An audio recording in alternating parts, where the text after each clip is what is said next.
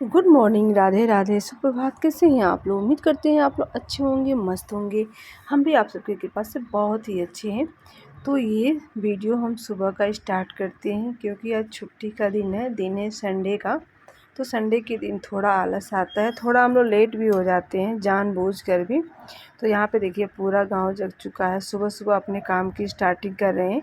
यहाँ सबसे पहला काम होता है मेरा गोबर पानी का, जो भी बाहर का झाड़ू लगाना, गोबर उठाना, झाड़ू लगा के जो भी कचरा वेस्ट होता है, कूड़ा कचरा, उस सबको मैं साफ़ सफाई करने के बाद ही मुझे घंटों लगते हैं यहाँ काम करने में। अगर मैं 4 बजे उठी तो कम से कम 5 बज जाएंगे, 5:30 हो जाएंगे बाहर का करते करते। तो झाड़ू वगैरह लगाने के बाद से इसको सबको हरा चारा और भूसा मिला के दे देती हूँ। फिर यहाँ भी साफ़ सफाई कर लेती हूँ। बहुत सारी जिम्मेदारियाँ होती हैं विलेज हाउस वाइफ को, बहुत ही डिफ़िकल्ट लाइफ होती है विलेज वालों की।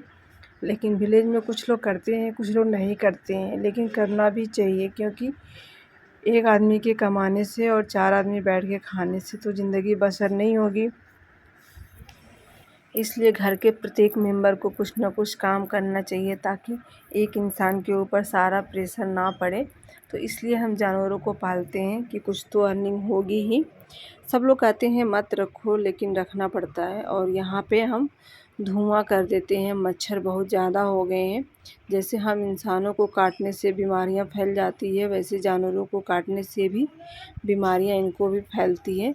तो इसलिए धुआं करना बहुत ज़रूरी है ताकि मच्छर भाग जाए। तो सुबह सुबह इनको और शाम को धुआं कर देते हैं तो कम से कम 2-3 घंटे के अंदर सारे मच्छर भाग जाते हैं। और फिर कुछ देर के लिए तो यहाँ पे भी पंखा लगाना है और उसके बाद से यहाँ पे लगा लेती हूँ मैं झाड़ू।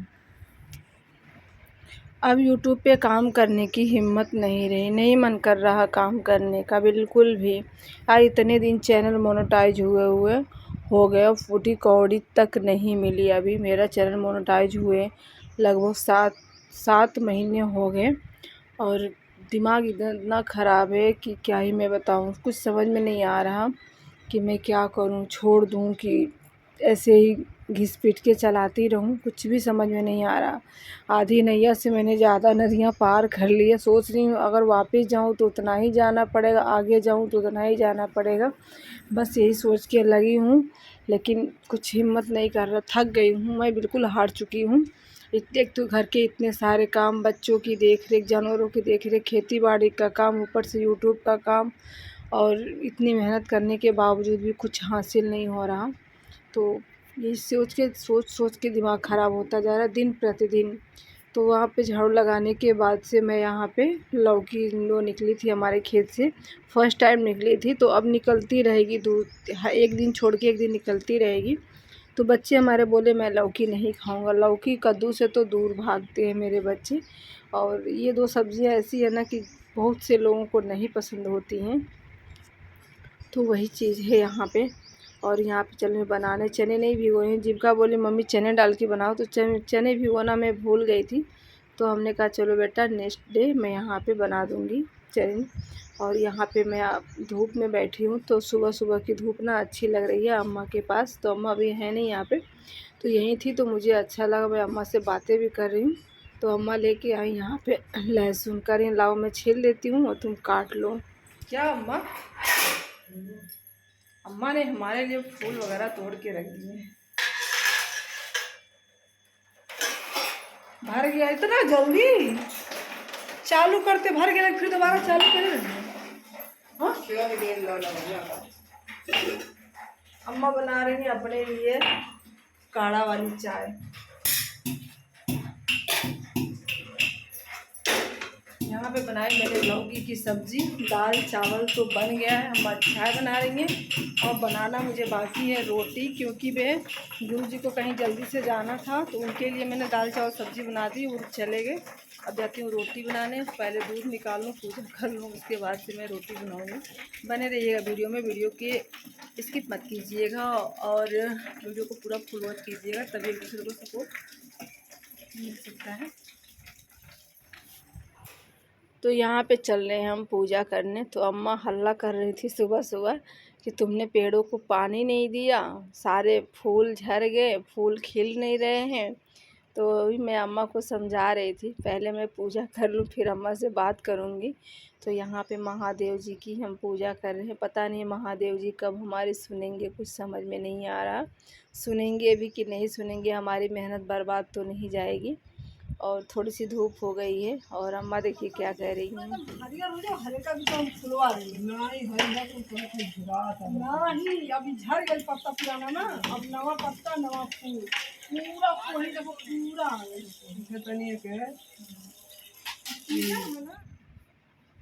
घर में माता रानी को भी खुश करने की कोशिश करते हैं।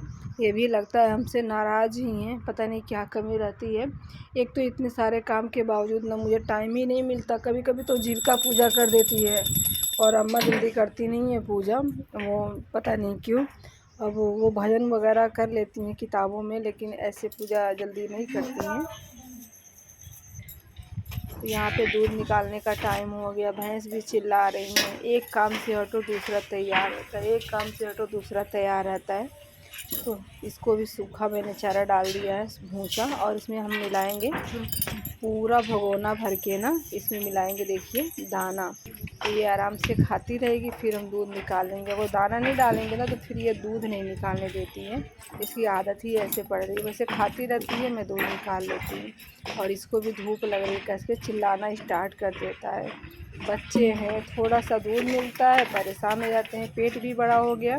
भैंस को हमारे ब्याह कम से कम 10 महीने हो गए और अभी भी दोनों टाइम दूध दे रही है। तो हमारी भैंस बहुत अच्छी है, आराम से लग जाती है, परेशान नहीं करती है। तो भगोना मैंने उसके नाद में रख दिया, वो आराम से खाती रहेगी। जब तक मैं दूध निकालूंगी तब तक उसे खाएगी, दूध निकाल लूँगी तो मैं हटा दूँगी।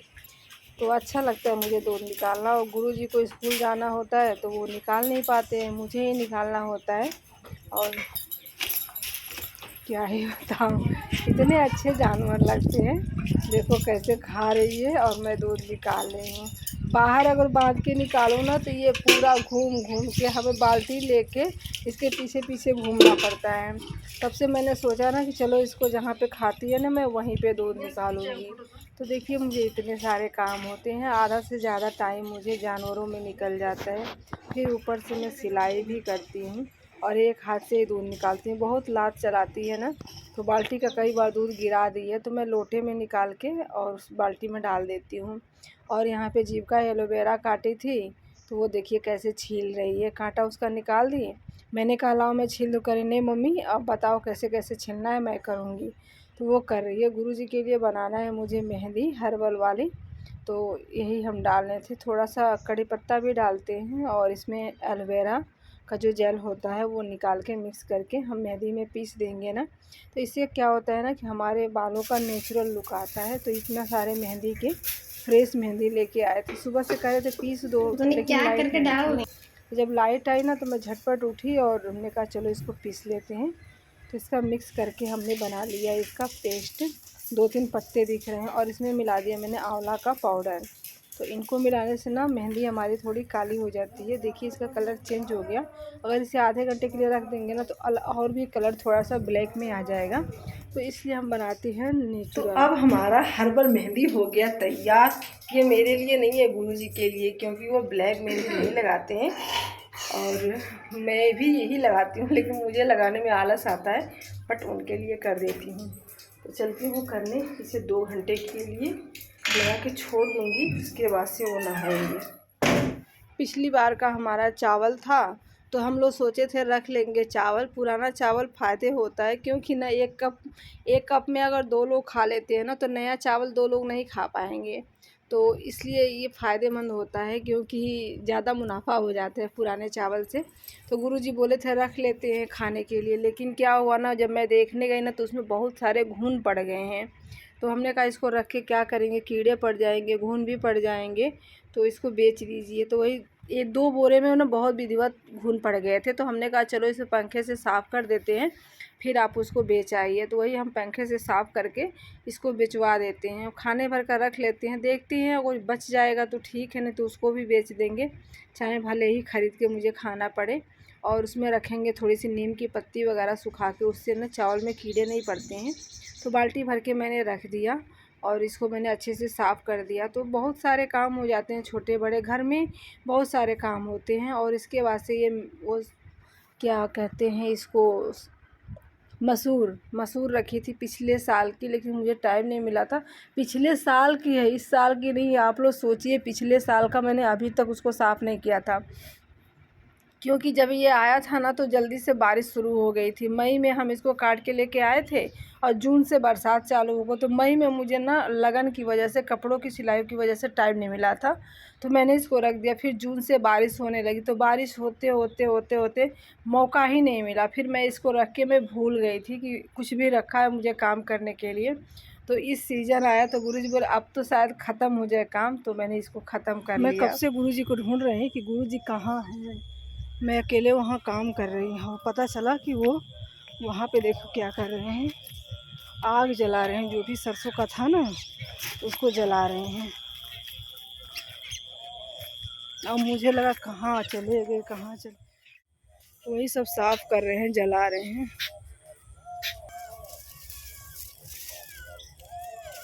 आज इतना बड़ा हो गया, देखिए। कहीं भी रहते हैं ना, इसकी मम्मी आ जाती है। कितना प्यारा है।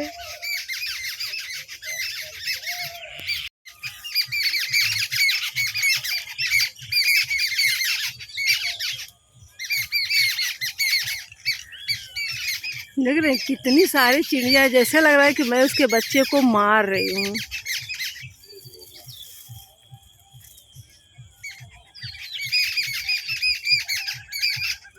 इसे छुपा देती हूँ ना, कोई जानवर न देख ले। अपने बच्चों की चिंता सबको होती है, सबको डर लगता है कि कोई हमारे बच्चों को मार न दे। देखो मैं आ गई ना, अब नहीं बोल रहे हैं। और जब तक मैं थी वहाँ पे कम से कम 6-7 चिड़िया थी।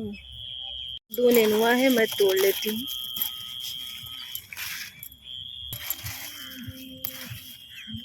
दो निकल गए नेनुआ, और भी है यहाँ पे 3-4 हैं, कल परसों में तैयार हो जाएंगे। देखिए आप लोग, इतनी रात को हम खेत से आते हैं, देख रहे हैं कितना अंधेरा हो गया है, चेहरा नहीं दिखता है। रोज़ मुझे यही टाइम होता है, 7-7:30 बजे मैं घर पे जाती हूँ।